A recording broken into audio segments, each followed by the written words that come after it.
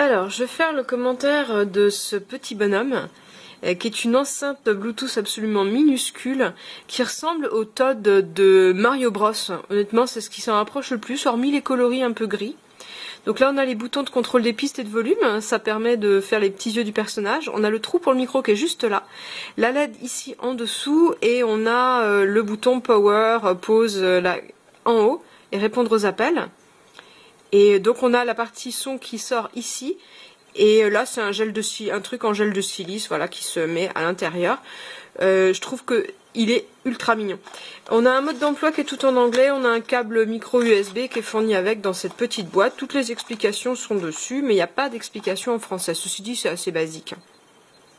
Alors, moi au départ je me suis dit, ok, il est super mignon, on peut l'accrocher partout, mais est-ce que vraiment on a un son potable sur quelque chose d'aussi minuscule? Évidemment, là-dessus, on n'a que 3 watts en sortie. Donc, on va pas s'attendre non plus à quelque chose d'extraordinaire. Mais ici, on a été agréablement surpris du résultat. On s'attendait à un son un peu dégueulasse. Et en fait, pas du tout. Du tout. On a même un son qui est suffisamment puissant.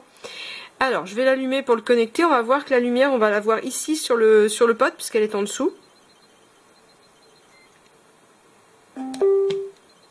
Voilà, donc il devrait se connecter à mon portable. Je sais pas s'il est connecté. Ça y est. Il lève des lièvres par l'humour. C'est un petit peu comme ça si je devais le chasseur.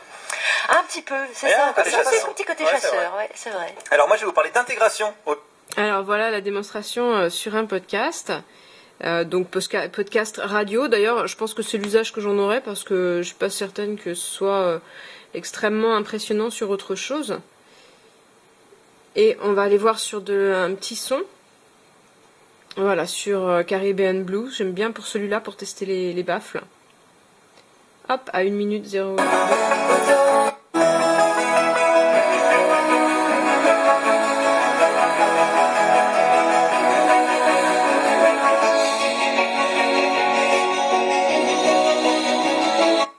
Voilà, donc on voit tout de suite les possibilités de cet appareil.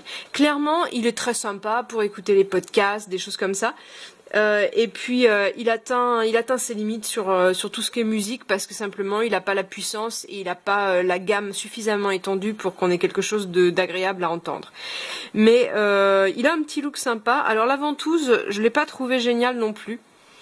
Donc ce qui fait que moi c'est une petite baffle sur laquelle je mettrais 3 étoiles. 3 étoiles pourquoi? Parce que il est quand même bien sympa pour écouter le podcast. Il est minuscule puis il a un petit look sympa.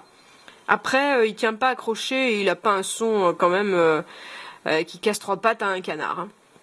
Mais voilà, c'est un petit truc mignon.